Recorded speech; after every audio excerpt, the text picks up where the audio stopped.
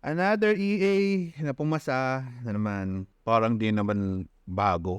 Hindi, charot lang. Hindi, pwede ko na sabihin yun ngayon, dumadami. Pero hindi kasi yun yung goal eh. Hindi kasi yun yung goal ng mismong course. Ang course is Quant Analysis and EA Development. Tuturuan ko kayo mag-quant analysis and gumawa ng trading robots. Malay ko ba napapasa kayo, magagamit nyo pala yan sa mga ganyang prop firm. Ako naman is, bihirang-bihira na ako magtitingin ng mga prop firm na challenges and everything. I don't know the technicalities. Sumusubok lang ako para to challenge my manual trading skills minsan. Hindi ko siya focused eh.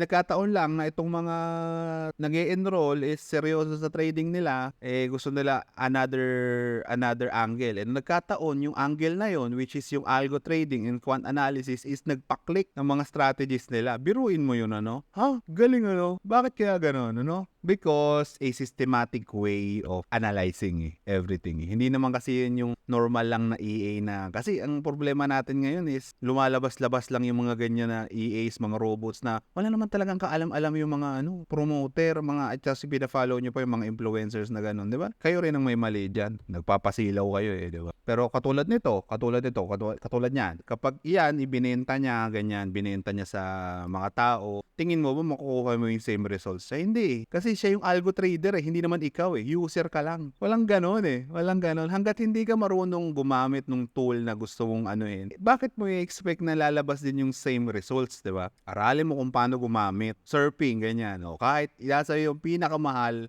na board, kapag ikaw, wala ka namang surfing skills, baga, alam mo yun, or wala kang doon, hindi mo naman magagawa yung ginagawa nila. Same yun sa robots and strategies, di ba? Kung hindi mo alam kung paano gamitin yung mga yun, wala lang din, di ba? Mag-focus ka doon, wag sa kita. Alam mo yun, wag sa wag kang ayun. So, yeah, congratulations sa'yo. May nakapasok siya ulit Pag ito pumasa talaga tayo, ng yabang ko na talaga. Awit na yan,